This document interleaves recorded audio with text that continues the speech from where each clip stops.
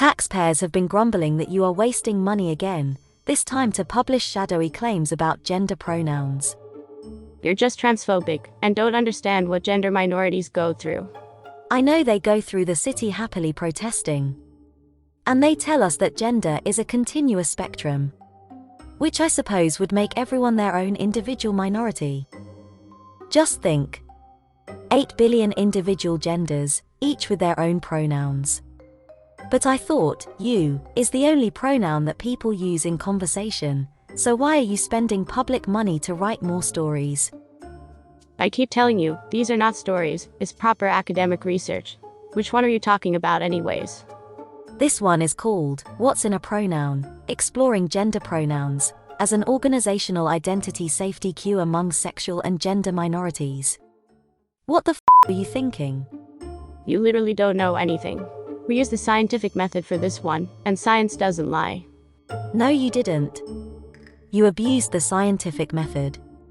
You introduced the concept of forcing everyone to use gender pronouns with a biased sample of only LGBTQ people. See? I was right. You're just transphobic. And racist too. Like all the other Trump supporters. Tell me what the paper set out to achieve. LGBTQ people can get worried that they might not be accepted in a work environment, which can affect their commitment to a workplace. Not being accepted into a workplace, doesn't that mean that you don't work there, by definition? You're being silly.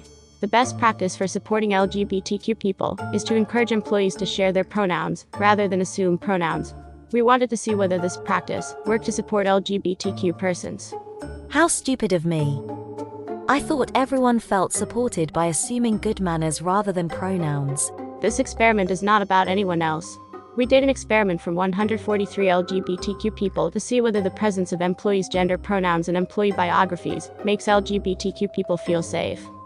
A bit like asking whether catnip for LGBTQ people makes LGBTQ people jubilant in the workplace. This has nothing to do with catnip. It's about gender pronouns. We designed the study to present different versions of fictitious company material to respondents, who we paid like $1.50 each or something.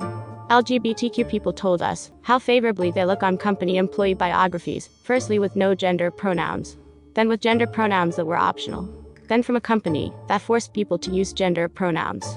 The company that forces people to use gender pronouns sounds very controlling. These are not real companies though. Of course. And what did you find out? We found out that LGBTQ people felt better about the companies and their employees that used gender pronouns in material over companies and employees that had no gender pronouns in their material. How unexpected. And how about the companies that force people to use gender pronouns? We found out that the LGBTQ people surveyed looked at the companies that forced people to use gender pronouns favorably, if not a little more. But I thought you said that the best practice was just to encourage use of pronouns by employees. By trespassing on the liberties of people that you have not questioned, you've now shown that best practice is for everyone to be forced to use gender pronouns.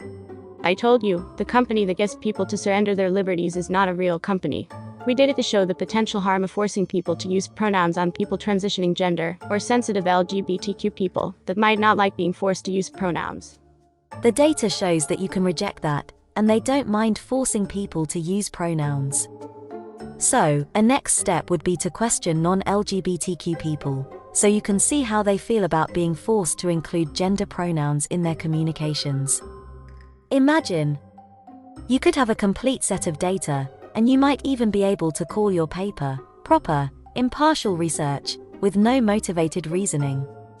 You're just not getting it, are you? We don't want to know what other people think. We don't care about competence. We want more LGBTQ people to work in companies.